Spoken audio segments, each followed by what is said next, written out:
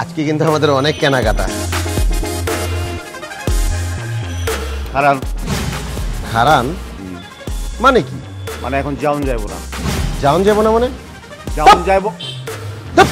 আমি বাইরে যাচ্ছি, তুই বলিস আমাকে আমি যেতে পারবো না? এই কেয়ারটেকার, আমি কখন যাব না যাব আমি কি তোকে বলবো? ওই মিয়া, কইছি না হারান যাইতে পারবেন না। এই এই কেন যেতে পারবো না? বল বল, কেন যেতে পারবো না? ধমক দেন কেন? এইটা দেখছেন, বাড়াইয়া ঠ্যাং ম্যাং হাতে উঠাই দেবো। কি ব্যাপার? আপনি এইভাবে কথা বলছেন কেন? আপনি ভুলে গেছেন আপনি কেয়ারটেকার। আপনি কেয়ারটেকারের মতো কথা বলুন। আপনি চুপ করেন।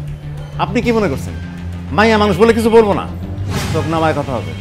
চোখ নামান, ভদ্র হয়ে কথা বলেন। মানে আপনি কেয়ারটেকার, আপনার কাছ থেকে শিখতে হবে যে কিভাবে কথা বলবো আমরা, না?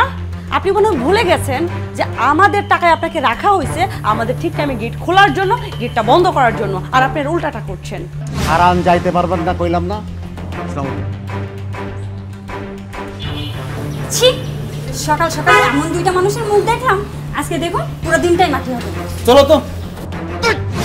আমি এই ভবনের মালিক, এই ভবনে আমার ফ্ল্যাট আছে, তুই আমাকে সালাম দিস, অথচ যারা ভাড়া থাকে তাদেরকে তুই সালাম দিস।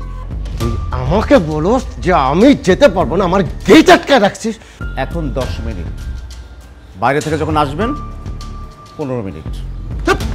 এই কারে তো করেন, কারে তো করেন আপনি। হারান, এরপরে যখন বার হবেন 20 মিনিট, এরপরে 60 মিনিট চলবে। এরপর 60 মিনিট হয়ে গেলে যাবার সময় একটা করে থাপ্পড়, আসার সময় একটা করে থাপ্পড়। আপনিও রেহাই পাবেন না, আপনারও একটা করে থাপ্পড়। মাইয়া মানুষ বলে রেহাই নাই কিন্তু। এই কেয়ারটেকারের বাচ্চা, গলা নামিয়ে কথা বল। আমাদের টাকায় না তোর বেতন হয়, তোর সংসার চলে, এই কথাটা ভুলে যাস না তুই। আমার চোখের সামনে আমার ওয়াইফকে বলে গলা নামায় কথা বলতে।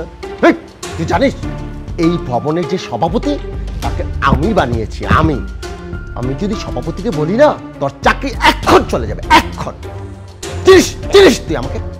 ও, আপনার কি মনে হয় সভাপতি জানে না সভাপতিকে ছাড়াই আমি এই কাম করতেছি? সভাপতির নির্দেশে। কি বললি?